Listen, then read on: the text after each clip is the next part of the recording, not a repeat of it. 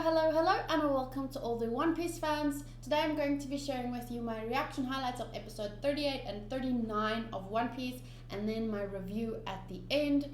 Quick shout out, well, not a quick shout out, but a very important shout out to Sotosru, Abdou Khouli, and Ali.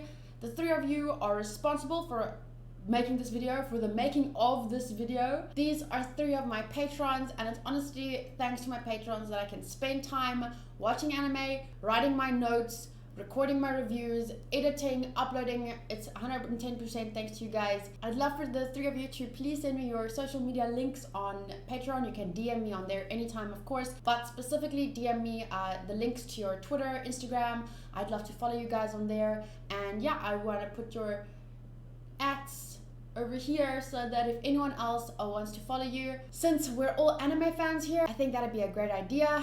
So you guys can just DM me whenever you want. For the rest of you, thank you so much for being here, for watching my reactions, sharing your thoughts in the comments, and don't forget to go through the comments after you've shared yours and upvote the best ones that I am allowed to read. If you guys can help me by upvoting non-spoilery ones, that helps my mods out if they maybe miss a spoiler or two, or spoilery comments. Yeah, so that's it from my side. Please enjoy the reaction highlights, and if you want to stick around at the end for my review, you can do that.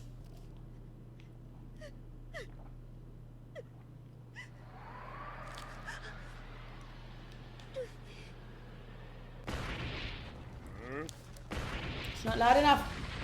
There we go, now it's loud enough. I want to hear everything.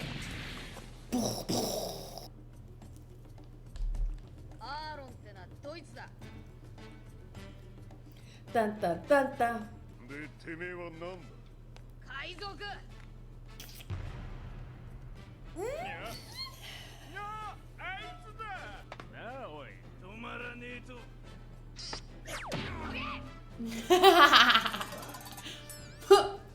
Out of my way.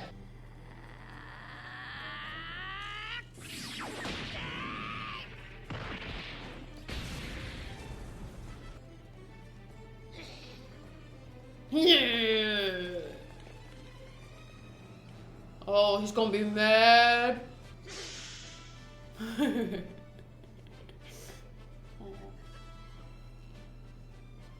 Live to watch, thank God. Okay, episode 38. I went to get snacks, banana, cause it's easy to eat, and then a muffin, but that's not so easy to eat. So I'm not sure I'm gonna get to that one, because I don't want to like have a hard time while watching. And I laughed a lot in the last episode, so I don't want to like have a mouthful of food and then laugh. And yeah, let's go.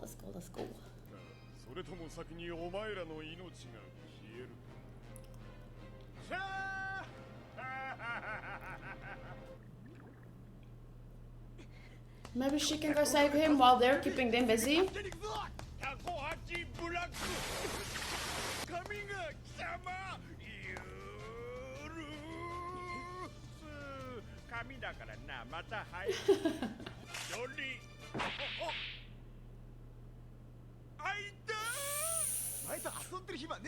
I would feel bad if he killed HACHI. What? What? I didn't pay attention. Is he stressed out? He's what?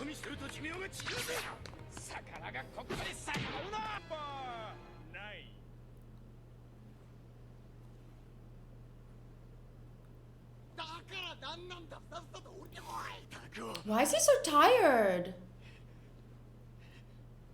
Is it because Hachi is just toying with him?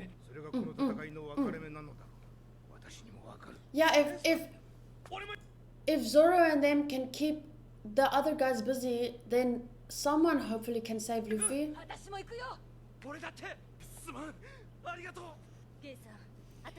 Yes, I want her to shine more.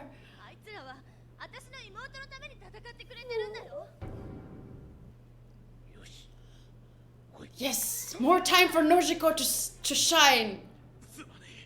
Best girl.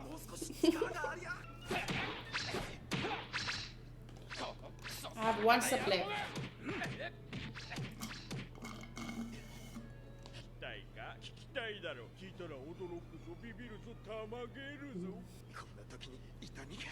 Oh, of course, I forgot. He's wounded, like severely wounded.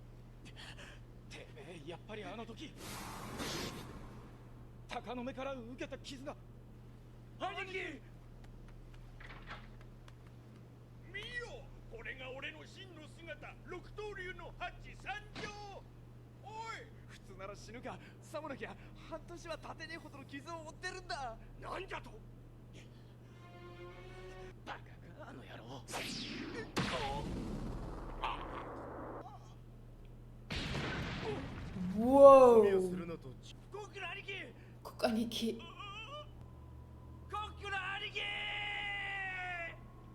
Oh shit, everyone's down.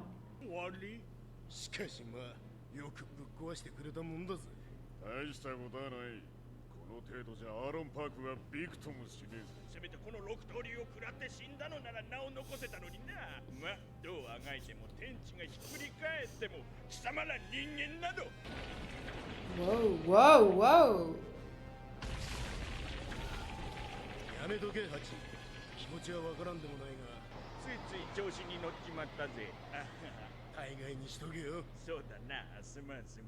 Suman. No, Zoro.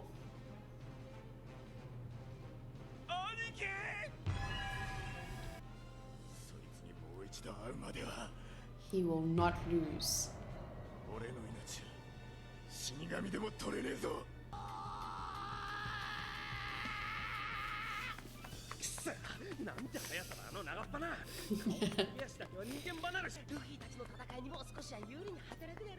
Aww. He just referred to himself as Usopp Sama.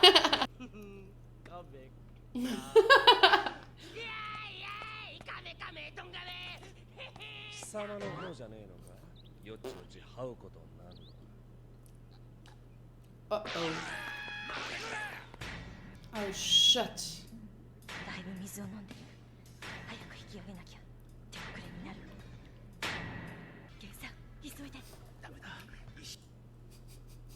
I just had this vision in my mind of Nojiko like feeding him air to keep him alive, but in Japan that would be considered an indirect kiss, and now I'm gonna do that a lot. I'm gonna fucking ship people, and that's not what One Piece is about, but I'm gonna do it anyway. Does anyone else in the fandom do that, or is it just me? Am I just too... I mean, that... What? Soda! What? Yeah, this guy is addicted.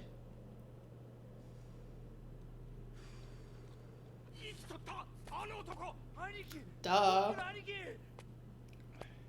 Fucking Sanji. See, they both have badass moments because they're badass characters.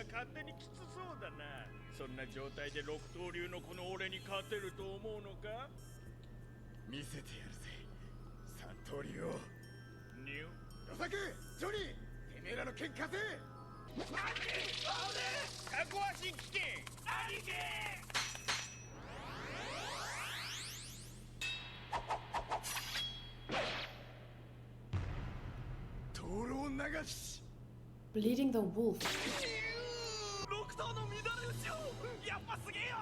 Didn't it though, didn't it?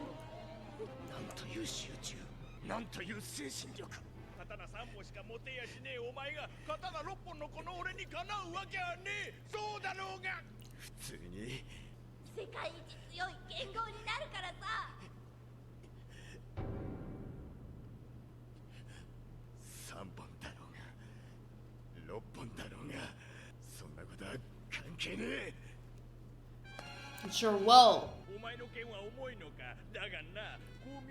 It's not really the weight. Hachi.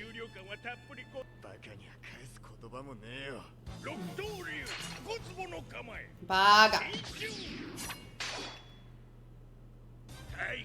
Ooh.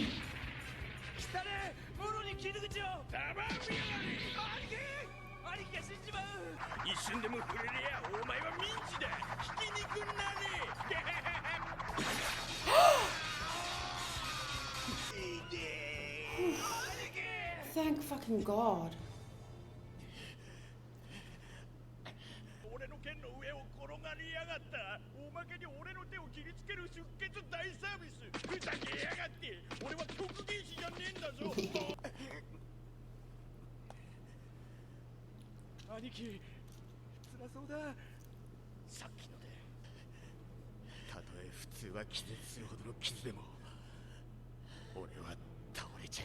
You are no ordinary man.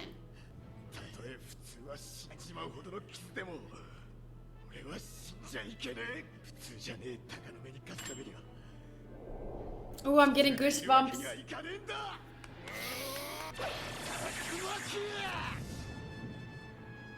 Tatsumaki?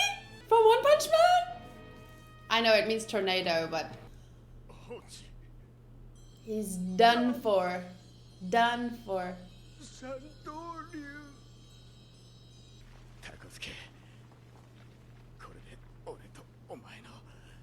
The weight of his swords.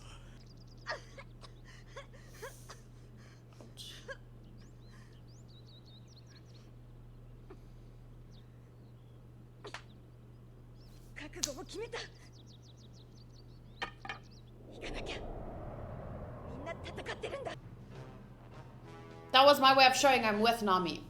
Who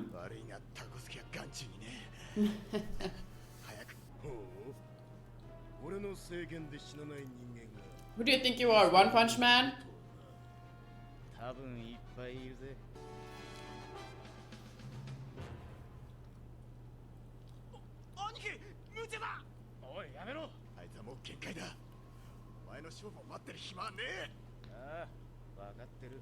They already sent someone.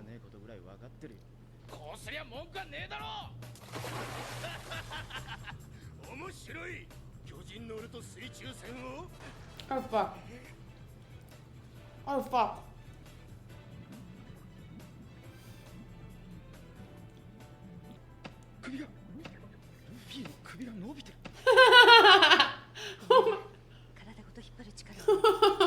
That's amazing. Yes.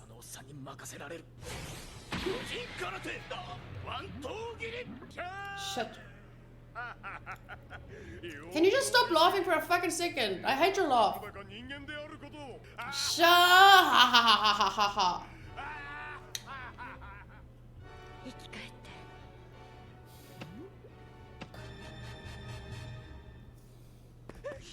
I thought it was done. I was gonna pause. Oh, it is done. I was like, huh, and then Usopp's face. They were just reminding us that Usopp is still running. After in all this time, Usopp is still running, still keeping that guy away, which is helpful. He may not be fighting him necessarily, but he's helping. But more than I could do. I wouldn't be able to run that guy away, even in the One Piece world, because obviously not everyone's normal there. It's an anime. But I mean, saying even if I were a character in that world, I don't know. I don't think I'd be able to run to distract that guy for that long.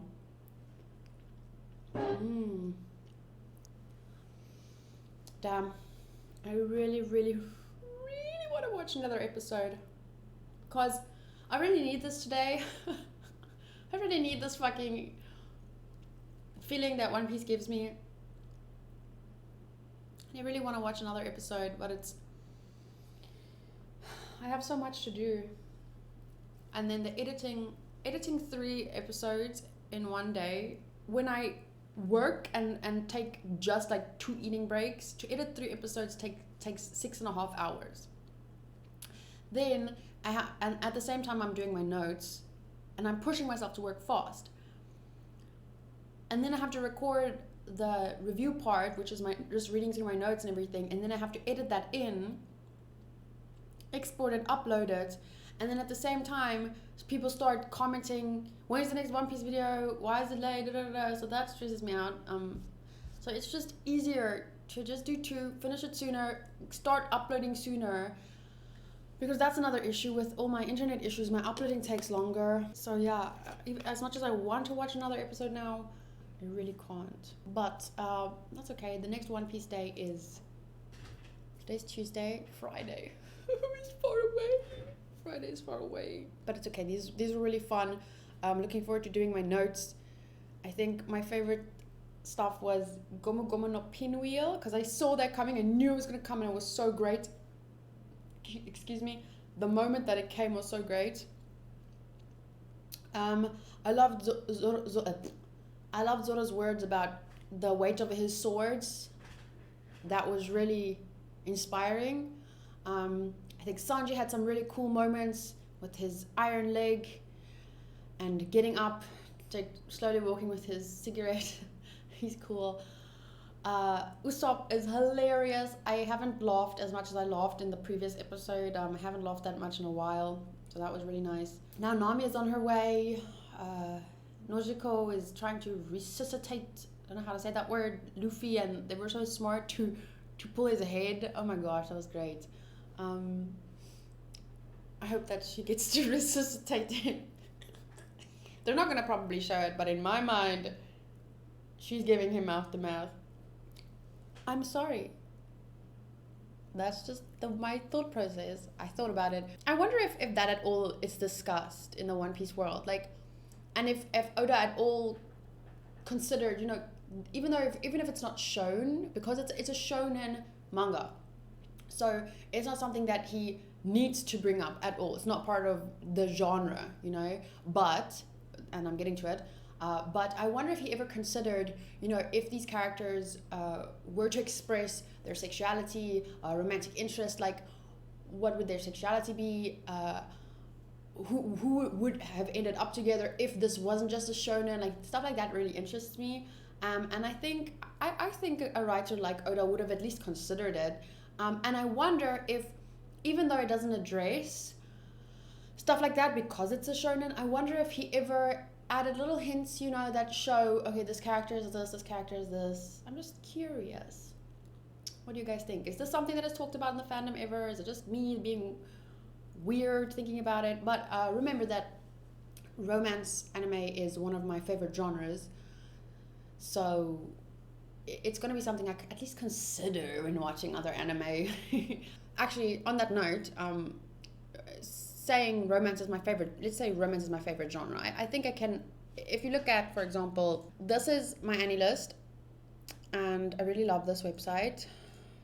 Hashtag not sponsored, but it kind of says, like, for example, based on all the anime I've watched, my favorite genre is technically comedy, but that doesn't count in my opinion because almost every anime ever has the comedy tag. I never go out of my way to look for a comedy anime to watch, but I do go out of my way for a romance anime. So I think there's 64 entries of the comedy genre of the anime I've watched and 53 entries of romance, but my favorite genre is romance. So the reason I'm telling you this is because that definitely does influence my enjoyment of anime in general. Like, Attack on Titan is my favorite anime ever, and it started being my number one in season 2. So season 1 was amazing, but it wasn't my favorite because there wasn't really, like, there were kids, there wasn't really romantic interest. But then as they got older, and Mikasa, especially towards the end of the season, there was like a moment, I don't know if maybe it wasn't romantic, maybe I'm just reading into it too much, but there was these subtle moments, especially I think the finale of season 2, where you could see that, it just hints at some form of romance, and even that little hint was enough. Okay, now it's my favorite. ReZero is another one of my favorite anime. Lots of romance in there. I wouldn't necessarily, well, yeah, romance. It's just, I think it counts as romance. Let's quickly see if it is listed as a romance genre. Oopsie, I'm in the wrong place. And Rising of the Shield Hero, for example, is a very unique anime in my opinion. Also one of my favorites. And the reason I love it so much is because it is like a very almost, I want to say, generic plot. If you just look at the bones of the plot, it does seem very generic, but it's one of the few anime of its kind that actually is really tagged as a romance. So let me open that for you. And then ReZero, even if it's not action, drama, fantasy, psychological adventure, so even if it's not technically tagged as a romance. There's definitely like Subaru is in love with Emilia. There's unrequited love. There is a lot of romantic themes, and that's why it is one of my number one anime. Rising of the Shield Hero, action, adventure, fantasy, romance, drama. Action, adventure, fantasy. You don't often see the romance genre tagged in an anime like this, and that's why it's one of my favorites, because it's such a unique path or unique theme included, and it's not just hinted at, like it's not just, you know, Danmachi, for example, which has a lot of ships in there, but it's not necessarily, there isn't a romantic theme underlying the like, sure, Hestia's in love with him, but it's just this, it's kind of like a fun thing. It's not really romance, whereas the Rising of the Shield Hero definitely has a very strong romantic theme throughout the anime, which I absolutely love. And that's why I said at the start of when I started One Piece, I was like, I knew going in that this wouldn't have a hint of romance in, no hint. And that would probably be the only thing that keeps One Piece from being a 10 out of 10 for me. I said I'm going to wait until episode like 52 or something to actually, before I score it. On one hand, I'm slightly, you know, nervous to score it, because if it doesn't get the score that people want it to get, I'm sure a lot of people will just, you know, not want to watch with me anymore. But at the end of the day, that's okay. If there are people that choose, okay, well, she doesn't like One Piece enough, if they want to not watch after that, that's okay. I'd rather stay true to, you know, myself and my thoughts. I am aware, obviously, that even any critiques on a show, it's all subjective, but I do like sharing my subjective opinion, and I would welcome others who would share their score and explain their score and da. Okay, those are my thoughts on well, I don't know, One Piece in general, and my experience with One Piece, and where I'm going with One Piece, and also some of my personal thoughts on other anime and what I love about anime and my favorite kinds of anime. I just thought it would be fun to share that. And there we go. It's time for the review. I spent today writing my notes. Not the whole day, obviously. I was editing and doing reviews. And I was also recording Tokyo Ghoul today for patrons. But I have to say that editing these videos was a highlight in my day. It was so great because it's like rewatching the episode, and I really had fun with that. But let's start with my notes on episode 31, Luffy in Trouble. Fishmen versus the Luffy Pirates. Versus Luffy Pirates, like the Straw Hats, because I've seen you guys call them the Straw Hats. That's basically what it means, right? So, the first line of the notes is basically just my opening reaction. So I once on Twitch, I was listening to a bunch of anime openings, and then I decided, well, I'm pretty far enough into the anime, One Piece, so that I can watch the openings finally. So yeah, the link is here in my notes, but I will try and remember to share it in my description of the video, or in my pinned comment or something. So yeah, if you guys want to go watch my first time watching the opening, you can do that. I have seen the intro before the opening song, so that's just my reaction to the opening song. Okay, next, I have barely even started editing, and I already have something to write in my notes. But to be fair, this isn't necessarily about these episodes. I asked in my Discord if I was spoiled on something, when should I say it? In other shows I watched, I'd usually bring it up when it happened. So if I'd be like, heads up fam, I knew this was coming, so that's why I wasn't shocked or whatever. So it would happen, and then I would say like, actually I was spoiled on this. Like, I'd always admit it, or something like that. Tiago Silva, one of my patrons, was online at the time and said, I think it should probably be best to let everyone know something sometime beforehand if you were spoiled on something. I thought it would be best then to bring this specific spoiler up now. A notification came through on my phone once. I don't get notifications for every comment, but I don't know why some comments makes a notification pop up on my phone. I need to figure out how to turn that off completely. I'm assuming it happens when an older video gets a random comment on, because if the newer comments like on a new video all rush through at the same time, my phone would blow up. So I think with older videos, if one comment comes on after a while, maybe it pops up. I don't know. But anyway, so a notification popped up out of the blue and it said, wait until you see why Arlong is the way he is. Something along those lines. So I'm assuming Arlong also has a backstory and a reason why he not only thinks fishmen are superior to humans, but actually treats them, while the majority of them, very poorly. I personally don't consider this a very big spoiler because the truth is, almost every bad guy in anime ever has some kind of reason for being the way they are. The only difference, I believe, is most anime or even mainstream or Western shows and movies, they only briefly mention some critical moment or critical thing that happened in a villain's past to cause them to become evil. I'm expecting One Piece to go into a little more detail, especially with a villain as interesting as Arlong, and especially they have 800 episodes. There's a lot of time for them to give us information on villains' backstory, you know? However, I just like to give a fair warning. There are some things I will not forgive regardless of your backstory. If you take innocent lives, no matter your reason, you will not be redeemed in my eyes. Whether I feel sorry for what happened to someone in the past depends, of course, on what happened to them then. But if they choose to walk the path of evil after that because of something bad that happened to them, if they make the decision to then do evil things like kill innocent people, there are certain things that I will not forgive. Killing innocent people is one of those things. There are too many people that suffer in real life and remain good, or at least doesn't kill innocent people and do shit like that, for me to think, oh, well, shame, they suffered a lot, so it's okay for them to make others suffer. I'm not, like, no. I'm not that lenient. I'm sorry, that's just me. For example, in Attack on Titan, there are people that are, they get so mad at me because I dislike these characters for literally genocide, killing thousands of innocent people, and I don't like them. And everyone's like, oh, but you don't understand why they did it. Fuck that. There is no reason good enough to justify genocide. I don't care. I don't care. Ignorance is also not an excuse. Oh, sorry, I didn't know it was wrong to torture innocent people for my pleasure. Madness is not an excuse. For example, if someone is bipolar and they kill people while they are not themselves, such a person is a danger to others and themselves, and although I could feel sympathy for that person, it does not excuse their actions. There's a but there, there shouldn't be a but there. Furthermore, people who commit evil in the name of something good or in the name of their religion or beliefs or whatever will also not be forgiven. These are my beliefs.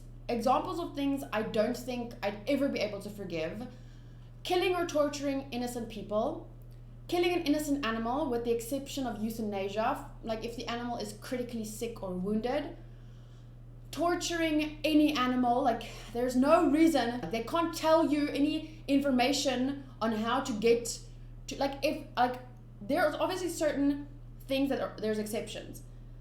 Killing someone in self-defense if they were attacking you, hello, they're not an innocent person. If you kill yourself in self-defense, I'm not stupid, there are exceptions.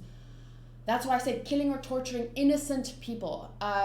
Torture, for example, in war, when this person has murdered millions of people and you need to get in not millions, but even 5 people, and you need to get information on them, from them for their to persecute their accomplice. So obviously if you torture them, like, I wouldn't want to do it, I wouldn't want to be there, but I understand it. Like, they've killed like 5 people and they don't want to give you the information that you need to persecute another, like their accomplice could also kill more people that he had on his hit list. I don't know, like there are, like, I can imagine even reasons why it would be necessary to torture someone, but there's no reason to torture an animal. They cannot tell you anything. No. Okay, and rape, like that, I don't, like, there's nothing, there is no excuse. You can, I don't care if you're mad, bipolar, whatever, if you rape someone, I'm sorry, you should be put away for life. These are the first things that come to mind. I don't believe in the death sentence, but I believe someone who commits these crimes should be put away for life. And that prison in itself and what that means and what a prison should be is another topic for another day. I haven't never thought about the death sentence and whether or not I agree with it, or whether or not there are cases where I think it's necessary, but I don't. I think the death sentence I wouldn't agree with that. personally, but I do think that people should be put away for life for doing these things. But this is a conversation, once again, that I could write books about. We could discuss this for hours, so I'm not going to get too deeply into it. This is just a summary of my feelings on the subject. Arlong has killed many innocent people, so I doubt I'd even feel sorry for his present self at all, regardless of what happened to him in the past that caused him to decide to be the way he is today. When I say today, I'm referring to the arc I'm currently watching. Like, whatever, if something happened to him, like humans destroyed his whole village, and that's where his hatred for humanity welled up inside of him. Like, I'm not saying I wouldn't feel bad for little Arlong who saw his mom and dad be killed in front of him. I'm not saying I wouldn't feel sympathy for little Arlong, but little Arlong is long gone. I'm talking about now Arlong. I'm not going to give a shit about him. I'm not going to feel sorry for him now because of what happened to him then and nah. But anyway, I'll talk about that when we get there. Now that I've talked about this as briefly as I could, I'm sure the story will give me more to talk about on this topic as it progresses. I can actually start editing my video, and that's when I started editing my video. Okay, here's a great facial expression from Luffy. This expression rivals my previous favorite facial expressions, which were both from Nami. The one before she killed Usopp. I should actually put that in those inverted comma things, and the one where she was mad at Arlong. I did post screenshot of those facial expressions before, so yeah, this expression actually rivals those two, but I don't think it beats them, but it rivals them. I'm really curious as to why when Arlong talked to Momu seemed to be hypnotized in some way. Arlong said, "Well, if you want to run away, I won't stop you. Would I, Momu?" At first I thought Momu was just so afraid of what Arlong would do to him if he didn't fight. He decided to fight Sanji and Luffy, even though he knew he couldn't beat them. But Momu's his eye transformed from scared with pupils to angry with no pupils, like this. And in my experience, whenever an anime character has no pupils, their eyes are just white, it usually represents or symbolizes that they are out of their mind or beside themselves in some way. That's why I'm thinking Momu was hypnotized in some way, because how else did his mood change this quickly like that? I wonder if Arlong has some kind of power. He is from the Grand Line after all. Also, Luffy has blown air out of his nose in anger, kind of like a bull, twice now in this episode. I wonder if Luffy was like born in the year of the bull or something, or why exactly he was chosen to show his anger in that way. It was really funny, and I just thought it would be kind of cute if he was born in the year of the bull. Anyway, kind of unrelated, but every time I watch One Piece, or any anime for that matter, I mentally prepare myself beforehand to kind of enter the world of that anime and totally immerse myself in the story of the characters, the story and the characters. Often afterwards, while editing my reaction videos, I'm surprised by my own reactions to some things because I just remember the content of the episode. Like, when I'm watching, I'm there. So I don't remember what I did or said while watching. While editing episode 38, I was laughing at myself reacting to Sanji's amazing kick/leg power. I was laughing at myself because of this face. I was like, and I felt like, I was like, I don't know, the way I was laughing, I had to cut a little piece off, but it was kind of ridiculous, and I laughed at myself. Anyway, Zoro and Sanji are incredibly cool when fighting, and their moves are so impressive. Luffy's fighting style is the most entertaining and bizarre, and Usopp's fighting style is the most hilarious. Overall, in this episode, I think I laughed the most at Usopp, or the loudest. He's definitely the one I remember most for making me laugh in general. Random note, Chu says Chu and Hachi says Nyu. I kind of like these little word quirks when it comes to anime characters. I can't think of any other characters that do that right now, but I know I've watched anime where they also had these little word quirks where they say a certain word like randomly or at the end of sentences, like Nyaa, Tokyo Mew Mew. That's one. Ichigo from Tokyo Mew Mew, she would sometimes just say Nyaa, like she'd meow. In the reaction, I said there's no such thing as too many badass moments when referring to Sanji and Zoro as badass characters. But I'm pretty sure I can understand someone not liking a character because they are too badass or too anything for them. it's definitely a valid reason not to like a character. I was just saying for me, there's no such thing as too many badass moments. But I was mostly saying it in a joking kind of way. I'm sure there would exist characters that are like, what, like, is that all they are? Badass? But so far for me, Sanji and Zoro are a lot more complex than just their badass moments, but they definitely are badass characters. I have to say, episode 38 should be marked as one of the episodes that made me laugh the most. I'll make a note of that on my Annie list. I think it's actually a really good idea to mark episodes as funniest, favorite, saddest, etc. in the future, so that I can make a list and rewatch those specific episodes. If anyone uses Annie list, you can find the link to my Annie list in the description. Follow me on there. Let me know you're from my One Piece video. I'll be happy to follow you back. You can see all the anime that I've ever watched on there, ratings, all that kind of stuff, and anime that I'm planning to watch. I mentioned briefly in the reaction that I think if anyone is bipolar in the story so far, it's Arlong.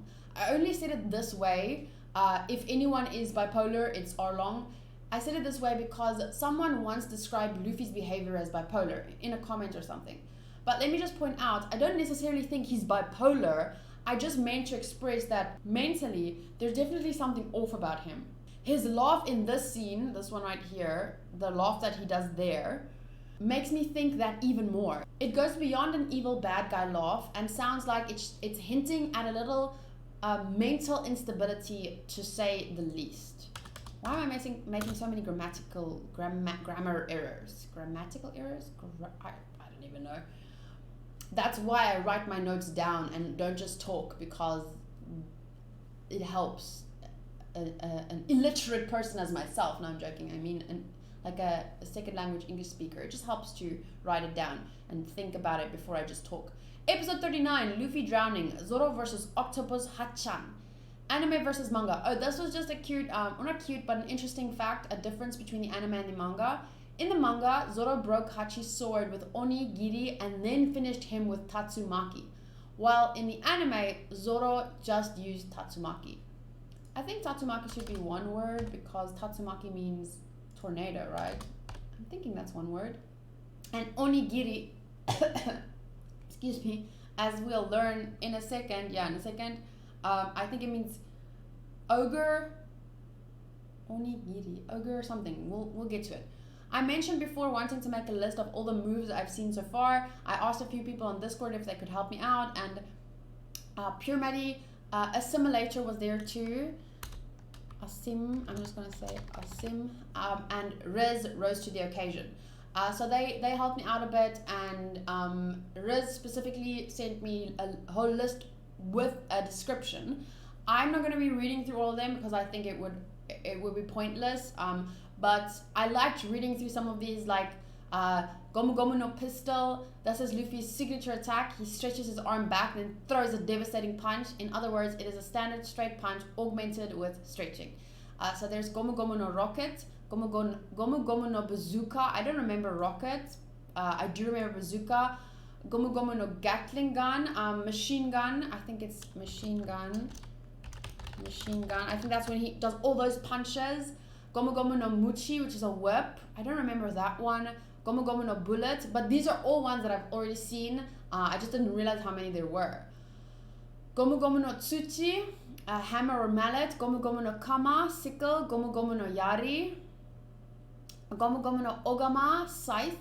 Identical to Gomu Gomu no Kama, but he uses both arms for the rocket and the clothes lining. Gomu Gomu no Ono, axe. Gomu Gomu no... I think he used this one definitely against Krieg. Gomu Gomu no Ozuchi, big mallet. Gomu Gomu no Fusen, balloon.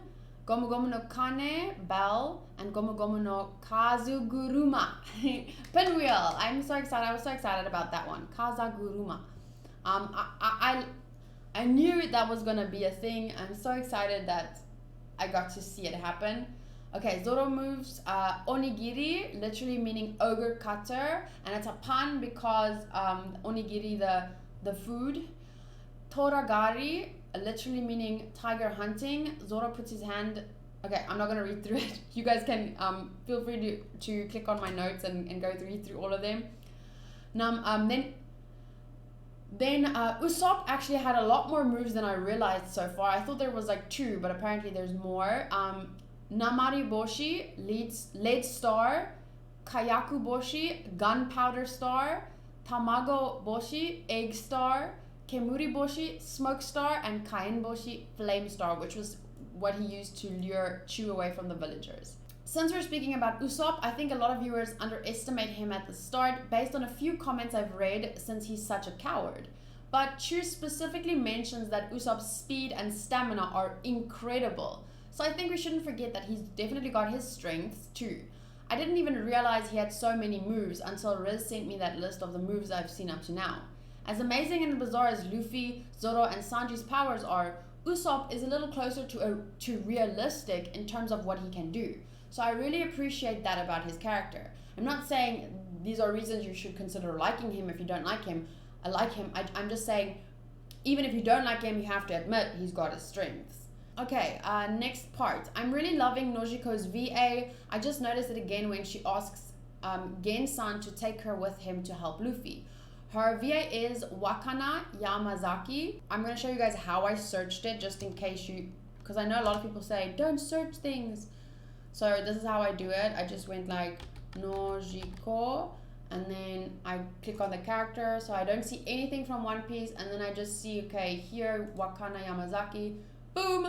No spoilers, but I can see all the other characters that she's voiced, which is really interesting. Okay, she also voices characters such as Ran Mori from Case Closed, Benkei from Air Gear, that I want to watch that in the future, but I'll watch it by myself and not in reactions, and quite a few characters in a couple of Sailor Moon works. I've never watched anything she's been in though, so this is my first time hearing her voice acting work. Then there was this scene where Sanji was... I thought this scene above was really cool, the scene. Sanji was just level 40 punched and he just lies there, takes out a cigarette, takes a deep breath and walks it off. Hashtag badass points. And then I just wrote, oh my gosh, maybe I should give points for Sanji and Zoro's badass moments and then see who ends up being the most badass. I didn't think I'll do that though because I've already missed so much. Maybe one day when I rewatch One Piece, I'll do that. I didn't mention it looked cool in the reaction because in one video, someone in the comments seemed to be very offended when I said that my ex-boyfriend used to smoke to help him calm down or center his mind, like it really used to help him. I said that this was the reason why I don't judge people for smoking at all, because in some way it can actually help them. Like it helped him a lot to just center his mind when he needed. As far as I remember, I did say don't smoke kids or something like that, but it was more in a joking tone anyway, because I don't think me telling that story was going to inspire anyone to start smoking. Like if people want to smoke, me saying what I said is not going to make them smoke, you know.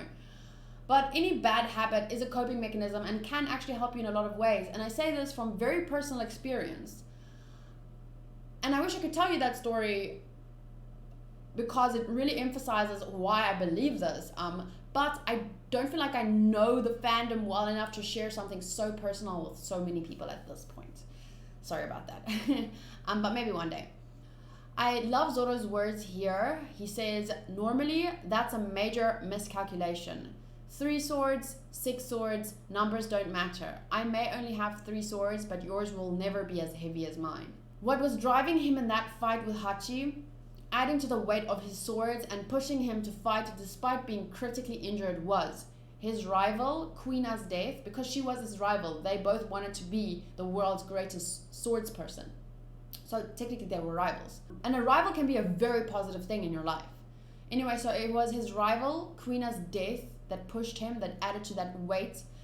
The greatest swordsman in the world right now, Mihawk, someone he aspires to be, essentially, and the desire to protect his nakama, Luffy, who was in danger. This is what pushes him beyond the limits of a normal man. Another memorable quote was, to face one who is extraordinary, Hawkeyes, I can't allow myself to be ordinary. That's something like I would tattoo on my body.